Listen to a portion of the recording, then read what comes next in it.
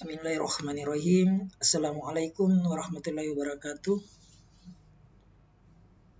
Salam pertemuan kembali dalam mata pelajaran pengelolaan MAIS. Pada kesempatan kali ini kita akan mendiskusikan mengenai tamu atau delegasi dalam kegiatan event. Tujuan dari pertemuan kita kali ini tentu setelah kita mendiskusikan hal ini, Anda dapat menganalisis dan melakukan klasifikasi tamu ataupun delegasi yang akan datang dalam sebuah event. Tentu Anda memahami bahwa event yang kita laksanakan sangat bergantung pada keberadaan tamu atau delegasi. Oleh karena itu, untuk memberikan pelayanan yang baik kepada tamu atau delegasi tersebut, kita perlu memahami mengenai tamu atau delegasi dalam sebuah kegiatan event.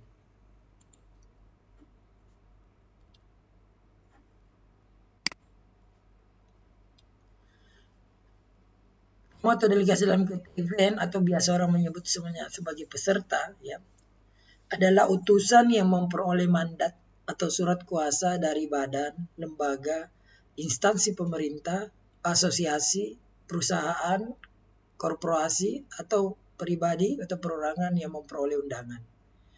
Jadi ketika peserta delegasi atau tamu atau delegasi itu datang ke tempat kegiatan kita, tentu kita perlu memberikan penanganan yang baik. Karena apa? Karena mereka mendapatkan undangan, kita mengundang mereka.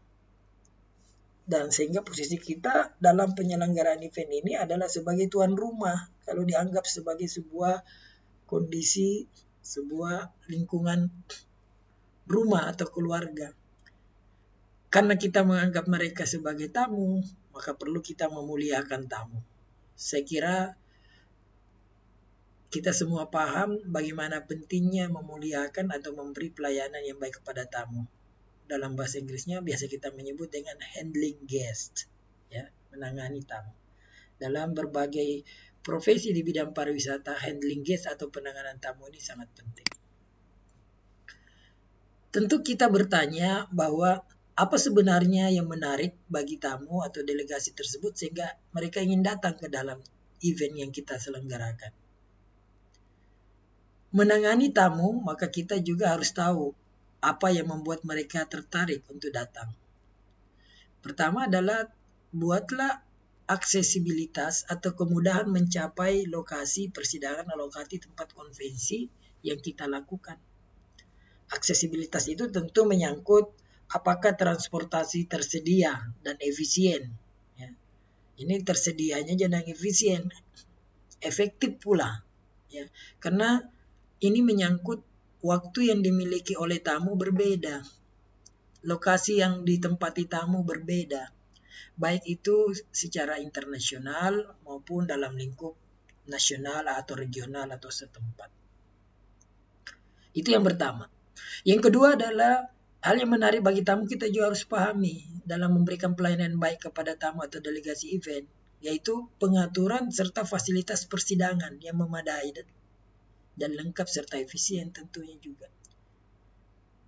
Hal ini akan menarik karena bagaimanapun tamu setelah mereka datang ke dalam event kita, delegasi tersebut datang ke event kita, mereka ingin mendapatkan kondisi yang senyaman mungkin dalam mengikuti kegiatan yang kita lakukan. Kalau itu berhubungan dengan kegiatan yang melebihi jangka waktu 1 hari, tentu yang ketiga perlu kita menyiapkan jumlah kamar yang cukup untuk berbagai tingkat dan kelas. Maksudnya peserta atau delegasi itu kan punya keinginan berbeda, punya kemampuan keuangan yang berbeda, ya, punya daya tarik yang berbeda terhadap fasilitas akomodasi yang mereka akan pergunakan. Sehingga perlu kita mempertimbangkan hal tersebut. Ketika mereka masuk ke dalam acara kegiatan atau persidangan atau meeting itu, maka kita perlu membuat acara persidangan itu penting dan menarik. Harus mereka merasa penting. Karena kalau mereka tidak merasa penting, mereka ikut kegiatan, mungkin pembukaan, mereka pergi. Mereka jadi namanya fun sitters, ya. Mereka akan jadi fun sitters saja, ya. Anda mungkin pernah mendengar istilah fun sitters. Mereka akan jadi fansiters. Ya seadanya saja mereka hadir. Ya. Kemudian dalam kondisi tertentu, apakah itu di dalam kegiatan persidangan, tentu dalam jumlah yang secukupnya memadai, kita menyiapkan atraksi dan hiburan. Ya, karena manusia sebagai makhluk sosial, mereka dalam kondisi tertentu ingin menikmati kondisi ada hiburan. Ya, otak kita ini kan tidak akan bisa kita bawa dalam kondisi serius terus-menerus. Perlu ada atraksi atau hiburan. Demikian pula setelah mereka melakukan persidangan, kalau kegiatan itu melebihi 1 hari, tentu kita harus memikirkan ada tidak atraksi dan hiburan bagi mereka. Belum lagi kalau kita berpikir nanti kita melihat pada slide-slide berikutnya bahwa ternyata ada beberapa pihak lain selain peserta atau tamu delegasi yang terlibat pula sebagai bagian dari tamu atau delegasi kita. Kemudian yang berikutnya kita perlu mempertimbangkan apakah biaya yang dikeluarkan oleh peserta yang kita wajibkan atau kita persyaratkan mereka penuhi atau bayar itu wajar atau sebanding dengan kegiatan konvensi yang kita lakukan. Kepuasan tamu juga menjadi pertimbangan seperti itu karena pasti bagaimanapun tamu itu akan membandingkan antara satu event dengan event yang lainnya. Dan juga kita juga harus melihat durasi dari penetapan kegiatan kita, event kita, konvensi kita, karena orang kan punya kegiatan lain, kemudian manusia itu memiliki titik kebosanan di masa tertentu, sehingga kita harus mempertimbangkan. Sehingga 7 hal ini perlu kita pertimbangkan agar tamu atau delegasi itu mau datang dan menikmati kegiatan kita. Dan ini juga bagian dari upaya kita untuk mengenali dan mengklasifikasi serta memberi pelayanan kepada tamu. Berdasarkan jenis dan informasi tamu atau delegasi, kita bisa melihat bahwa tamu atau delegasi itu yang pertama tentu peserta, mereka yang menjadi peserta. Tetapi pada kondisi tertentu mereka datang kadang-kadang tidak mereka sendiri-sendiri. Mereka membawa yang disebut dengan accompanying person, orang yang menyertai. Ya, mungkin ada tim dari kantornya yang menyertai dia.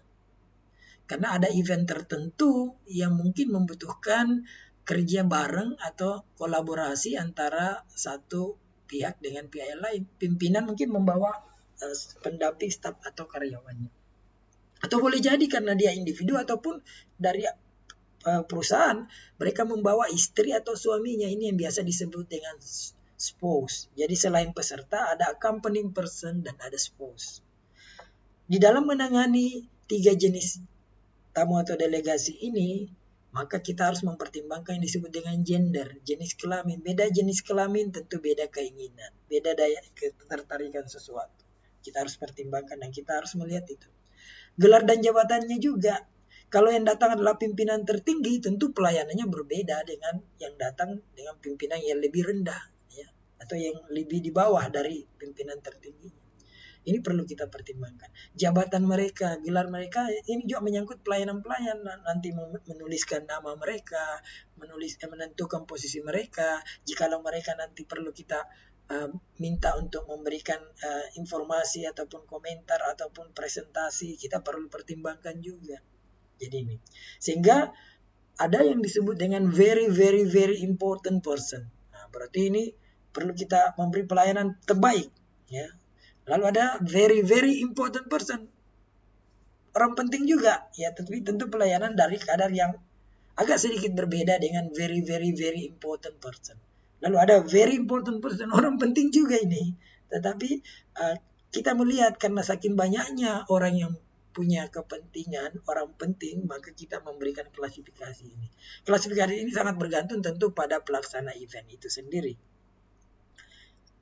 Hal lain mungkin ada important pers. Important pers ini adalah orang dari pers, dari media, tetapi orang pentingnya mungkin pimpinan dari persnya, bukan wartawannya. Ya. Tapi wartawannya mungkin kita masukkan dalam CIP, commercially important persons, ya. Ataukah orang-orang tertentu yang berada memimpin sebuah lembaga, ya. Ini kita klasifikasikan. Tentu klasifikasi VVIP, PVIP, PIP, IP, CIP sangat bergantung kepada kita melihat kondisi yang ada. Kemudian ada yang disebut dengan SPATS, ya, Special Attention Guest, ya. Bahwa ada di antara peserta itu yang memiliki kebutuhan khusus karena kondisi fisiknya mungkin, ya. ya. Maka kita perlu perhatikan, mungkin membutuhkan kursi roda, mungkin membutuhkan jalanan khusus, untuk membutuhkan hal-hal tertentu, mungkin membantu mereka agar mengikuti persidangan dengan baik, mengikuti konvensi dengan baik, mengikuti kegiatan kita dengan baik. Mereka perlu alat bantu sehubungan dengan kondisi tubuh mereka. Jadi ini yang perlu kita pahami sehubungan dengan tamu atau delegasi. Kemudian, ketika menangani tamu atau delegasi itu sangat bergantung juga pada profil penyelenggaraan konvensi kita. Ya, jadi tamu atau delegasi itu sangat bergantung pada profilnya. Contoh pertama adalah International Congress misalkan. Tentu tamu atau delegasinya berasal dari berbagai macam negara, berbagai macam latar belakang. Sehingga penanganannya juga harus mengikuti bagaimana kondisi dari latar belakang mereka, budaya mereka, perusahaan mereka, kebiasaan mereka, bahasa mereka. Yang kemudian association convention. Ya, konvensi asosiasi juga ini perlu kita perhatikan karena asosiasi itu punya kekhasan. Ya, itulah sebabnya menangani event tidak sekedar menangani pada saat pelaksanaannya, tapi jauh hari sebelumnya kita harus mendapatkan atau mengidentifikasi segala hal, termasuk mengidentifikasi peserta, tamu atau delegasi yang akan datang.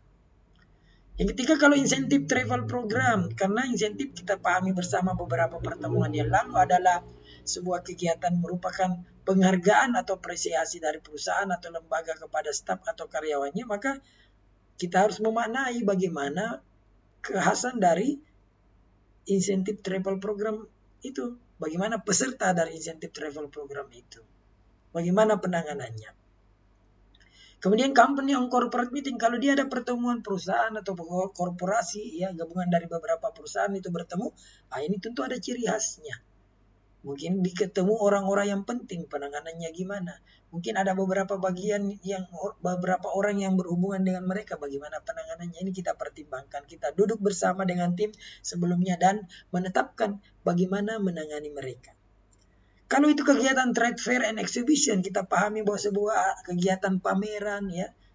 Kemudian ada beberapa peserta di sana bertemu antara pembeli, penjual, bertemu antara buyers dan seller, bertemu antara pengunjung yang ingin berminat dengan itu, ya kita harus tangani dengan baik. Karena mereka punya kepentingan. Kalau mereka merasa kepentingannya terpenuhi seperti yang kita diskusikan di awal, maka mereka akan senang dengan event kita. Kemudian kita juga melihat jangan sampai kita perlu juga memberikan pelayanan tertentu pada small meeting dan classical meeting, ya. Kalau small meeting kan tentu jumlahnya sedikit, tetapi terkadang tamu atau delegasinya itu memiliki kekhasan juga, ya.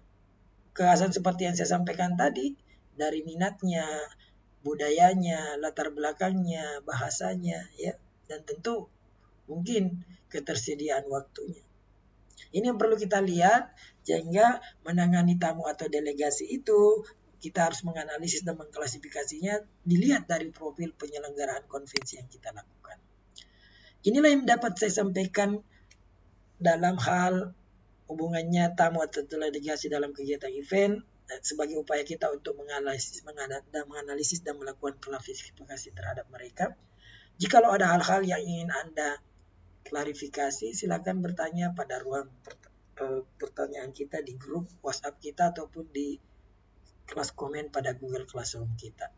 Saya berharap Anda selalu menjaga protokol kesehatan, ya, mematuhi protokol kesehatan, menjaga jarak, mencuci tangan, kemudian menggunakan masker, ya, pada saat Anda bertemu dengan banyak orang. Saya berharap Anda mengembangkan diri Anda, mencari informasi-informasi yang berkaitan dengan bagaimana menganalisis dan melakukan klasifikasi tamu atau delegasi. Demikian yang dapat saya sampaikan. Semoga bermanfaat dan bermakna pertemuan kita hari ini dalam mengembangkan wawasan Anda dan mempersiapkan diri Anda sebagai pelaksana event. Ya, pelaksana event, ya. Jadi ini bagian daripada upaya Anda untuk memperkuat pemahaman dan wawasan Anda sehingga menjadi bekal Anda nantinya dalam berkontribusi dalam sebuah kegiatan event ataupun dalam berkarir dalam bisnis event. Terima kasih. Assalamualaikum warahmatullahi wabarakatuh. Salam sehat dan salam semangat dalam belajar.